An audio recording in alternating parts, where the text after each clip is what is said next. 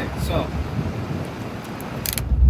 let me start by saying I'm almost home, and this is going to be the first clip of a little series of clips that is going to be a video where we're going to find out if I blow my fucking motor or not. So I'm almost due for an oil change. I'm 440 miles short of it, but I'm going to do it early, even though my odometer's reading high because my tires are oversized and yada yada yada bullshit. I'm going to run my car with this engine cleaner stuff. I think I still have it. Afterwards, I'm going to do my oil change, and we're going to do a compression test.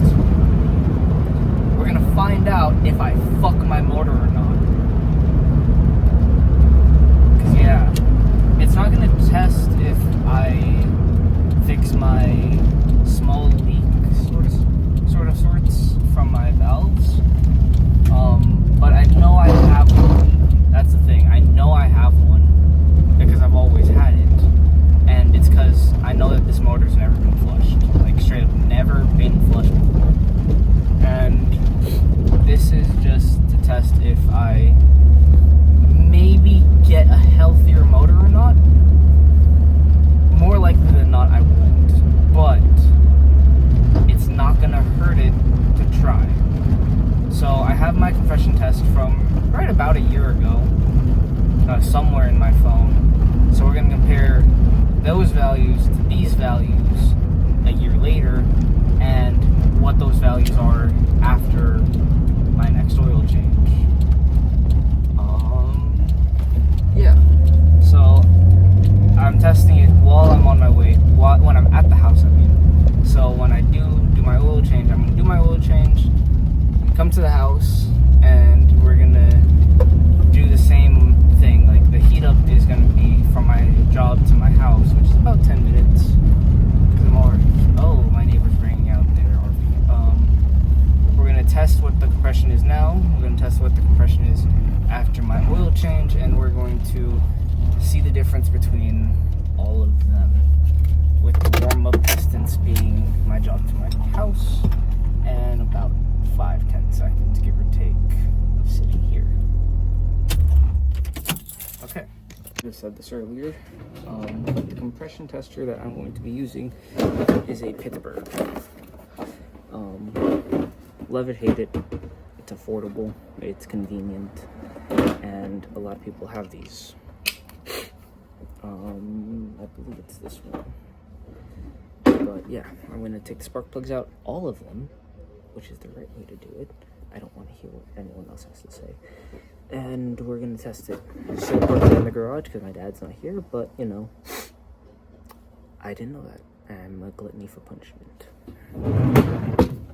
Well, that could also be why I am having some really bad... Bless me. Oh. Frick. Some really bad oiling issues. That could very well be why. Gonna get some gloves now.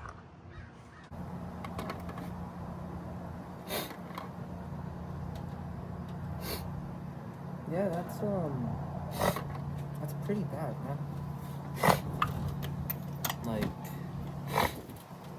that's really bad. Why aren't you focusing? I'm testing something. No adapter.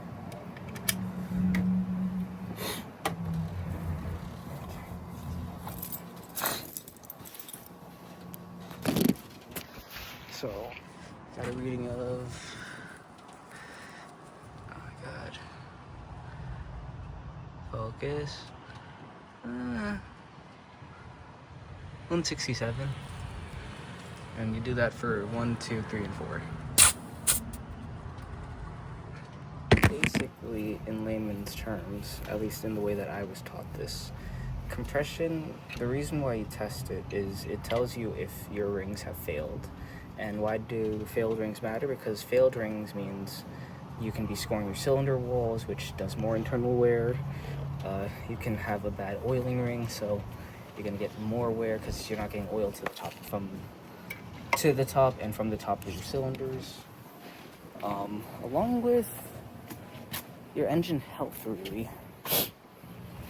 So, when metal heats up, it expands, and then it contracts. But do enough heat cycles, and I mean enough heat cycles, it's gonna change its size.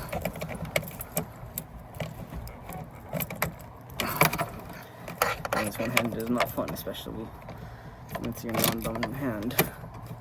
1, 2, 3, 4, 5, 6. You can sort of also hear each stroke. The compression, the combustion, and intake and the exhaust. This one is at a cool 165 exactly. So I'm going to do that for the rest of the cylinders. Just 3 and 4. And I'm going to show you what those are. Oh, this was going to be a whole thing of like, oh, car repairs while high. But I'm not so high that I don't know what I'm talking about. I'm high enough that I'm questioning sometimes. But I'm still really, really functional. But this was supposed to be the whole series, but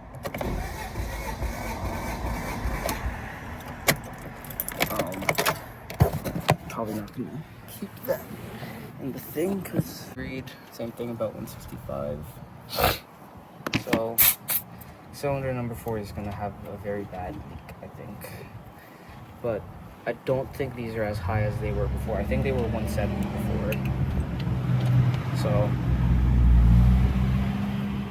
as long as, okay, well, here's another thing. I didn't mention this earlier. But compression tests matter because from factory, these are supposed to have a certain amount of pressure built in by the cylinders. Mine, I believe, is 203. You don't want it to exceed, like, you want them close to 203 for me. I'm at 160. I'm 40 PSI off. But here's the thing. I'm consistently 40 PSI off. So, the engine's bad, yes. But it's so bad, collectively, that it's decent enough. I put in cylinder 4, right? Yeah, I did. Okay.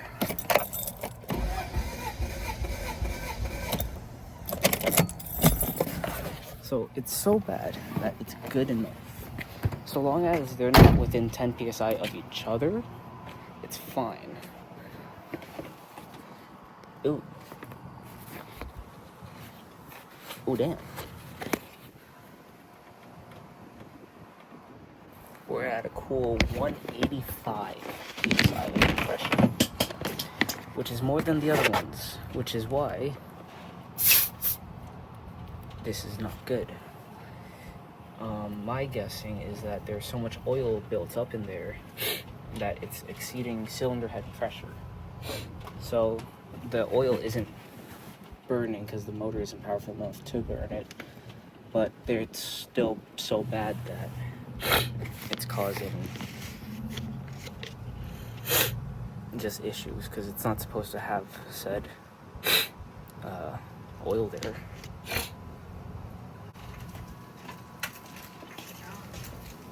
I need a motor. Can I take the red car's motor?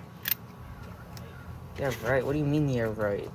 I'd be one of 3 that have that. I'd be the one of 1 that's automatic still.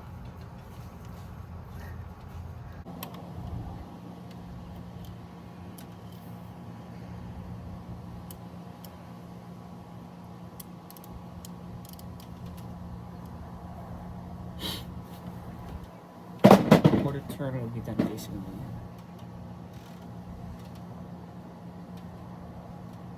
You know, we're gonna go with an 1/8 turn.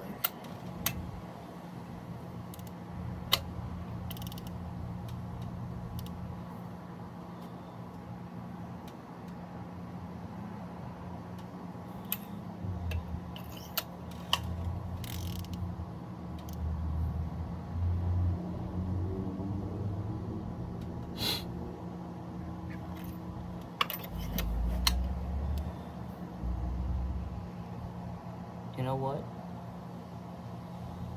Yeah, I'm not gonna force that.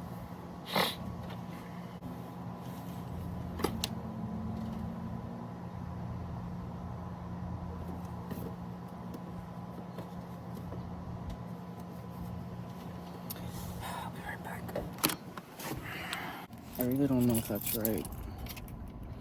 Because I looked at a photo of my engine bay. But not this one's engine's bay. My old one's engine bay.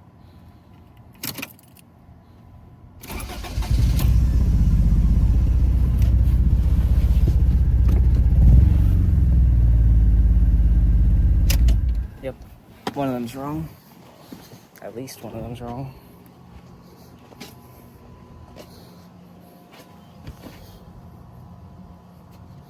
Well, probably also didn't help I didn't eat today.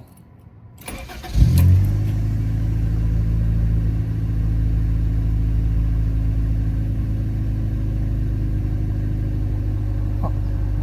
So I can run on 2 cylinders.